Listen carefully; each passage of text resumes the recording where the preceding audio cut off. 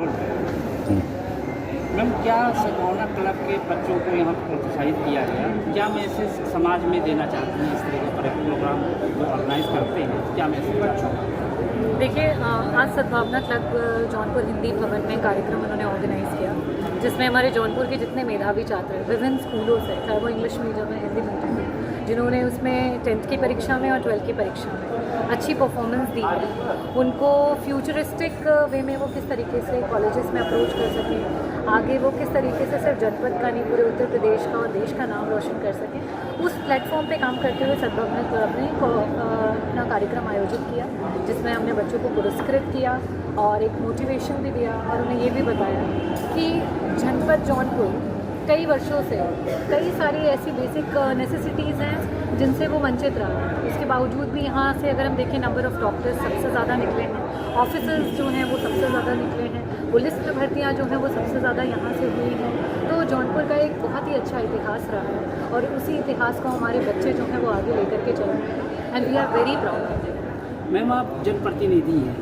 आज जो स्वास्थ्य और शिक्षा की बात होती है तो शिक्षा बहुत महंगी हो गई, प्राइवेटीकरण हो गया है, इसका जो है शिक्षा का निजीकरण हो गया है, तो उस पर क्या बोलना चाहती हैं? या जो हमारे जो बच्चे यहाँ पर आए, इनके गार्जियन अफोर्ड नहीं कर पा रहे, एक जनप्रतिनिधि होने के नाते इस पर आप क्या कहना चाहते हैं? आपने बहुत अच्छा सवाल किया और पिछले 2.5 वर्षों में वाकई मैं इस सवाल की बहुत ज़्यादा इच्छुक थी कि कोई मीडिया का पर्सनल, आपका क्या नाम है? रियाजुल। जी, बहुत अच्छा क्वेश्चन आपने पूछा एंड लिटरली आज मुझे लगता है कि देश में अगर क्वालिटी ऑफ एजुकेशन और quality of health and that has to be free of cost with equality, अगर ये पूरे देश में लागू हो जाए तो हमारे देश को कोई भी अंडर डेवलप नहीं करेगा और हम बहुत फास्ट स्पीड से डेवलपिंग कंट्री के रूप में चले जाएंगे। तो चाहे जो भी सरकार हो, जो भी शासन हो और जो भी लोग वहाँ पे रहें, उन्हें मेजरली जो फोकस करना है वो क्वालिटी ऑफ एजुकेशन पे करना है और क्वालिटी ऑफ हेल्थ पे करना है। आज CBSE बोर्ड का जो एजुकेशनल लेवल है ICSE बोर्ड का है, उसको अगर हम समांतर लेवल से सारे स्कूल्स में हम लागू कर दें, जो टीचर्स हैं जो वहाँ पे हमारे बच्चों को, चाहे वो गवर्नमेंट प्रीमिसेस में पढ़ा रहे हो या प्राइवेट में पढ़ा रहे हो, अगर गवर्नमेंट एक सेक्टर में ला करके उनका परीक्षण करे, उनको प्रॉपरली ट्रेन करे, समय समय पे उनके भी एग्जाम्स ले और इन 2 क्षेत्रों को, एक स्वास्थ्य और शिक्षा, अगर सरकार मजबूत कर देती है तो हमारे देश को डेवलप कंट्री बनने में बिल्कुल सफल है। CBSE बोर्ड में सबसे बड़ी समस्या ये है कि 1 क्लास से लेके 8 क्लास तक की NCERT बुक नहीं चलाई जाती स्कूलों में, ठीक है, अपनी मर्जी से चलाई जाती, विद्यालय चलाता है। देखो 4 क्लास के बच्चों की 6000 की बुक पड़ती है,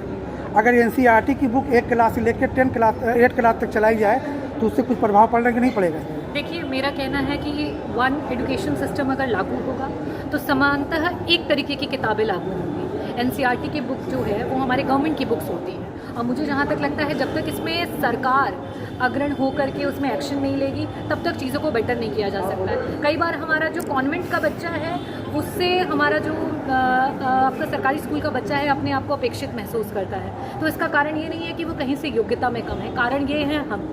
those who are not making the schools of the equal level, those who are not making the books of the equal level, those who are not making the infrastructure of equal level, and we are the one who are not making the teachers of the equal level। अगर हमारा teacher कोई कमज़ोर भी है तो ये हमारी जिम्मेदारी है कि उनको हम प्रशिक्षण दें, क्योंकि उन्होंने पढ़ा तो ही है, एक पर्टिकुलर जो आपका क्राइटेरिया होता है उस एग्जाम्स को क्वालिफाई किया है, लेकिन अगर वो बच्चों को उस निपुणतापूर्वक पढ़ाने के लिए अगर सक्षम नहीं है, जैसे CBSE और ICSE के बच्चों को पढ़ाया जा रहा है, वहाँ के टीचर्स हैं, तो उनको भी प्रशिक्षण देकर के बेटर करने की जिम्मेदारी हमारी है। पहले इसी CBSE बोर्ड के बच्चे जो है 1 क्लास के बच्चे फिर दूसरी क्लास में जब जाते थे उन्हीं के घर का बच्चा उसी बुक को पढ़ लेता था। आज ये परिस्थितियाँ हैं कि वो बुक बेकार हो जाती है, कोई बच्चा पढ़ ही नहीं पाता, इसका मतलब व्यवसाय बना दिया गया इसको। बिल्कुल सही कह रहे हैं आप, और जब तक चिकित्सा और शिक्षा को व्यवसाय बनाया जाएगा हम इसी तरीके से परेशान रहते रहेंगे। और मुझे ये अंत में यही कहना है कि जो भी सरकार आए और जो भी लोग रहें,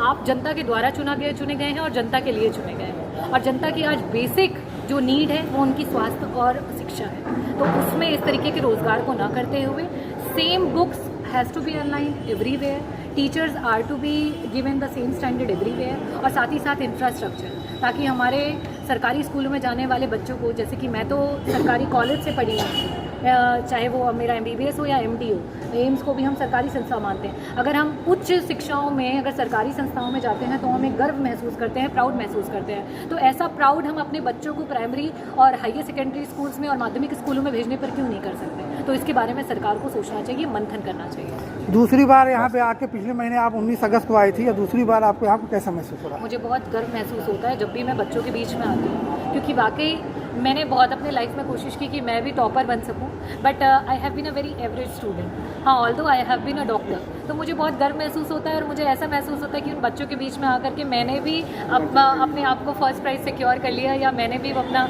पुराना जो लाइफ है उसको वापस से जी लिया। So it's a proud moment for me. Thank you. Thank you.